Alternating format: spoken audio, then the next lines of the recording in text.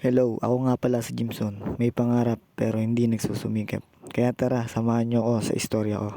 Ngayong araw ay papasok na pala ako ng trabaho. Nagbihis na nga pala ako sa uniform. Magme-medyas na sana ako. Nang biglang umiyak ng aking anak. Hinele-hele ko muna para tumigil. Kaso ayaw talaga tumigil ng pag-iyak. Kaya ang ginawa ko, tinanggal ko muna siya sa duyan. At sinayaw-sayaw ko na muna. Ilapag ko na nga muna pala siya sa may kama para makapag-medyas na ako. Sa may mga anak dyan, huwag niyong isipin yung pagod. Ang isipin niyo yung anak niyo, ang pamilya niyo. Huwag niyong isipin yung pagod. Basta trabaho lang ng trabaho, gawin niyo lahat para makaraos kayo.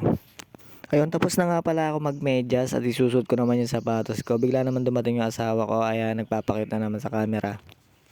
Charot. Ayan, ganyan lagi ang daily routine ko pag papasok ako.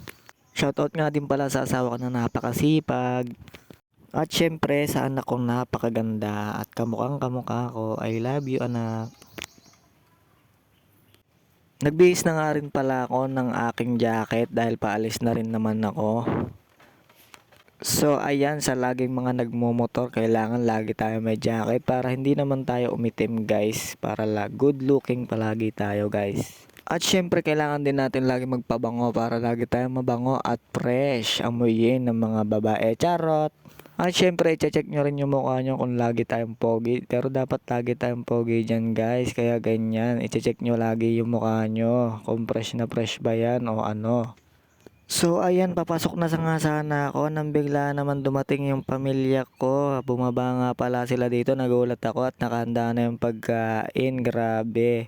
Dahil dyan, chinat ko muna yung boss ko na malilate ako at yung kasama ko, sabi ko malilate na lang ako. Grabe guys, hindi ko inasahan to, nandito pala silang lahat. Ayan na nga guys, nakita nyo naman yung kapatid ko, nangunguna na sa pagkain yan guys. Pumesto na nga rin pala ako sa pagkainan guys dahil kakain na rin ako guys. Pero konti lang naman yung kakainin ko guys kasi kumain na rin ako kasi akala ko papasok na rin ako agad. Yung pala hindi pa kasi nga nandito sila guys. Nag-aya silang kumain dito guys. Nakita nyo naman guys oh. So ayan na nga guys, pagkatapos kong kumain, pumasok na rin ako agad at nagbabay na rin ako sa aking kapatid. Ayan guys, maraming salamat nga pala sa mga kapatid ko na lagi sumusuporta sa amin guys. Maraming salamat. So ayan na nga, paakit na nga pala ako dahil matarik nga pala yung daan nga namin dito. Ayan, nakikita nyo naman yan. So ayan, papasok na nga pala ako nyan guys. Pero ito lang ang pagyayabang ko guys, hindi ako nadudulas dyan kahit sobrang lasing na lasing ako dyan guys. Nakita nyo naman yung tarik na yan guys. So ayan, andyan nga lang pala yung motor ko, paalis na nga pala ako at nagdrive na nga rin pala ako. Binabaybay ko na nga pala yung daan ng Sitio Gomez. Ayan, palabas na nga pala ako ng highway malapit dyan.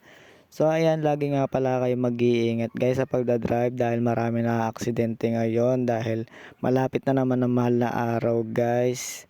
So ayan, doble pag-iingat lang tayo guys sa pagdadrive. O ayan, palabas na nga pala ako ng court. Ayan, nandyan na nga pala ako sa highway. At syempre, lagi rin tayo magdadasal. Pray lang ng pray para lagi tayong ligtas sa ating paroroonan guys. At ilang segundo nga lang pala ay nandito na ako agad sa SM parking. Papasok na nga pala ako niyan sa SM guys. Yan, nakikita nyo naman yung park na yan. Punong-puno lagi yan guys sa SM Bataan. So ayan, nandito na nga pala ako sa trabaho ko. Yun lamang po guys. Mag-iingat kayo palagi. Bye bye. Maraming salamat sa panonood. I love you.